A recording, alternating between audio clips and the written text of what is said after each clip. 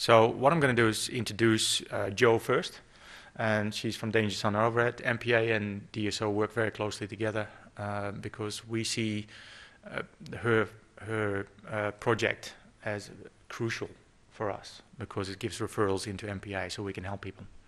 So what I'll do is I'll pass it over to Jo Crotty.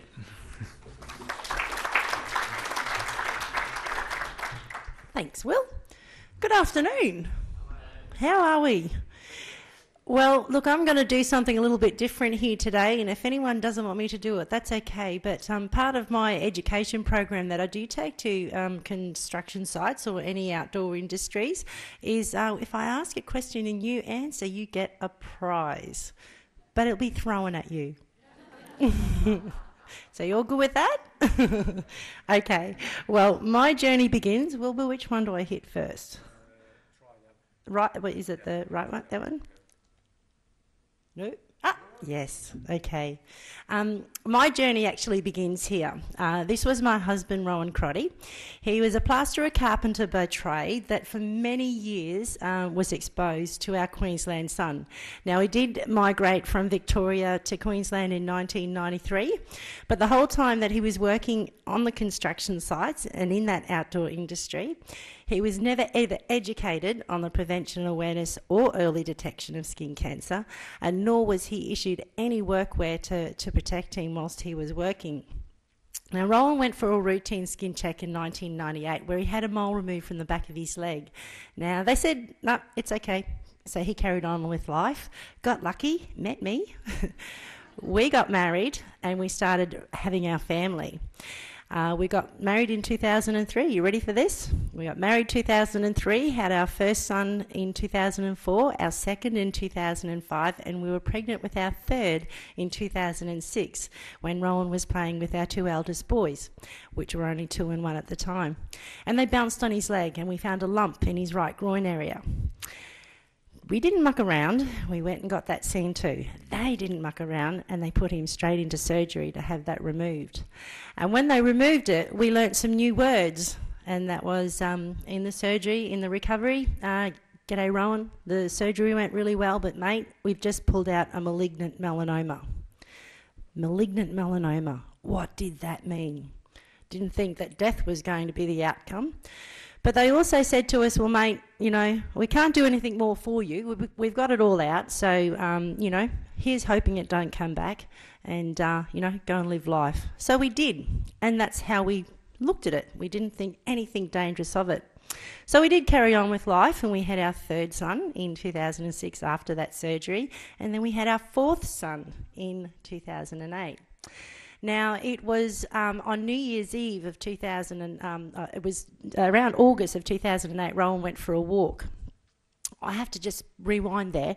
They actually traced that malignant melanoma back to the mole he had removed from the back of his leg that he was told okay. But anywho's, it was August and he went for a walk and he stepped off the gutter and he found the back of his back just went on him. And he come home and said, oh, sweetheart, I think I've pulled a muscle. I said, well, do you want to go and see about it? And like most men do, nah, she'll be right. Yeah, we hear that, wives? We hear that a lot, don't we? Nah, she'll be right. So he carried on with life and months passed and he didn't do anything about it until the nagging wife gets on the ear and says, sweetheart, it's not getting better, you've got to go and get yourself seen to. So we did, and it was New Year's Eve of 2008, the most horrible time. You know, when we think of New Year's Eve, we're ready to take that old year out and bring the new year in. Well, New Year's Eve, we went to our specialist to get results from scans that Rowan had done, and we had learnt a new word, and that was, mate, I'm really sorry, but your melanoma's metastasised. Wow, metastasised, what does that mean? And it meant, well, as you know, it had spread. And it had gone into his abdomen, his pelvis and his chest. And we had to go for further treatment, further scans in the January. And they found a lump on the right side of his brain. And his 4 lower vertebrae was just riddled with metastasised melanoma. They gave him 3 months to live. Fortunately, though, we got 7. And my husband left me at the age of 43. And died, and I became a widow at the age of 38 with 4 young boys, aged 5, 4, 2 and 1. So a journey just started and a journey ended so abruptly. Now, the point to why I'm standing here is that Rowan was an organiser with the CFME union, and he, you know, with whether you like unions or not, but if there's one thing that they go by is that they really look at people's well-being and health when they're in the workplace. And after Rowan's initial diagnosis in 2006, he realised that, well, we're really bad out there in the construction industry. There is no education going out there, and there is no work attire that is protecting our workers whilst they're working. So Rowan became affiliated with the University of Queensland, where they brought they put together an education program to go on to construction industries to try and take that awareness there.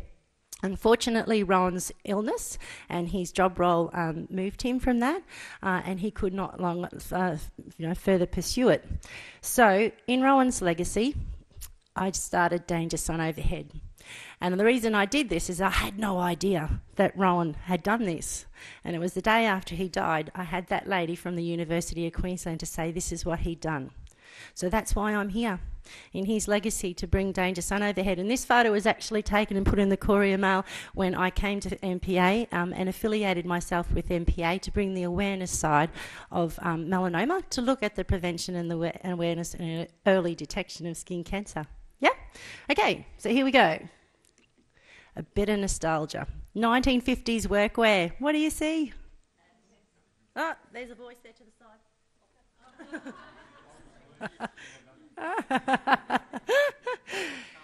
They're all covered up, aren't they? The 1950s, and we went away to the war, and the won the war, and we come back, and the sex, drugs, and rock and roll kicked in, and we started to strip.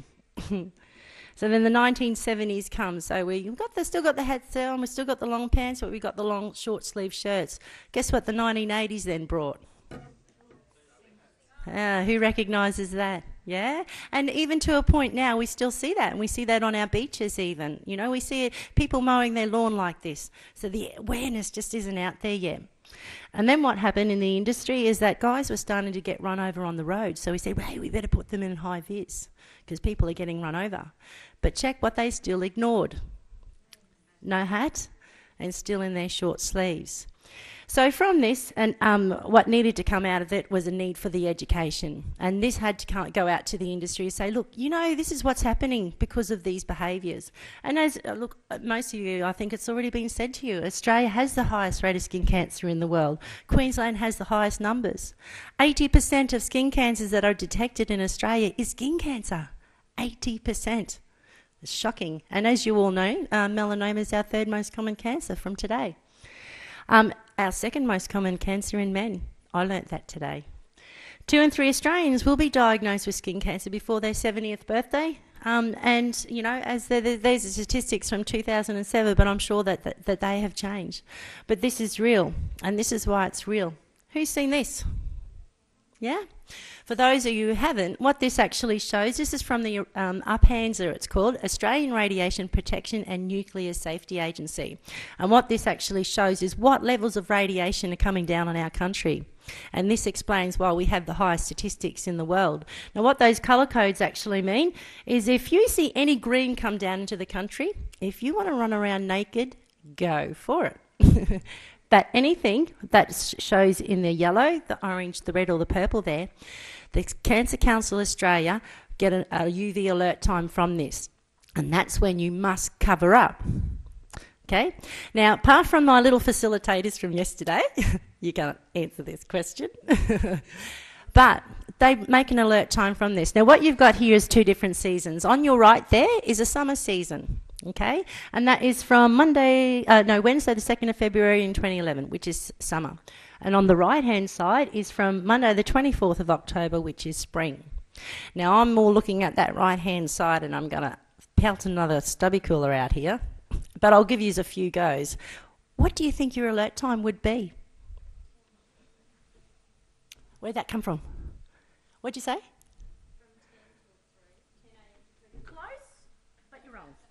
Next one. Where'd that come from? Close?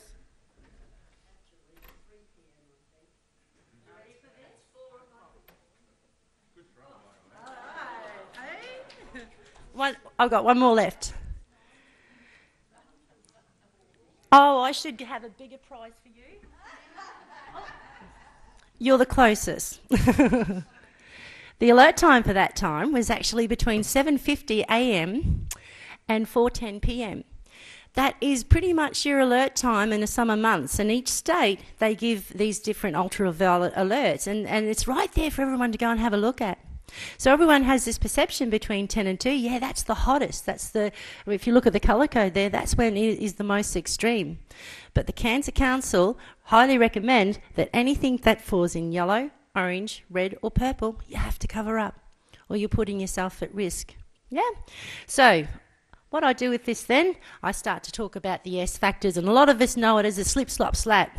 That was my generation that I grew up with, and I loved dancing around to that penguin or pelican or what was it, Chris Grace, if he's in the room? Was it a seagull? It was a seagull. I used to dance to the slip, slop, slap, but nowhere in that slip, slop, slap did it say, you're going to get cancer and die. Yeah? So this is where the early detection has to come into play. So I put the slip, slop, slap there, or the S factors. And the first one, it's easy enough, seek shade. Seek the shade, but keep in mind that you might be under that shade, but 40% of your radiation is going to bounce back at you off your surroundings. So you must remember that. So many people go, but I was in the shade all day and I got burnt. Well, that's why 40% of radiation is bouncing back at you. Slip on the long sleeve workwear, or slip on the long sleeve. Get yourself covered up. Slap on the Legionnaires on the helmet. So this is on for a construction site, but broad brims. Cuts, just don't cut it. And I've seen some lovely ladies and had a chat to Ivy in the front here. I've pulled her up and told her, I like that hat. I want that hat. Slide on the sunglasses. Optical melanoma is another form of melanoma. It's real. And I've met a crane driver who's not alive anymore, but he, after many years working that crane, had optical melanoma. I think he was about 47. Smother on the SPF 30 sunscreen. Now, I think the regulations are changing, that they're going up to about a 50 plus now. But just to give you an analogy of the difference between a 50 and a 30 plus, is 30 plus will give you 97% coverage. A 50 plus will give you 98. So there's not much difference. But the thing with the sunscreen is, yeah, we put it on, but we don't reapply. And we don't reapply it every 2 hours. So, you know, they're habits that need to be done. So there's your slip, slop, slaps.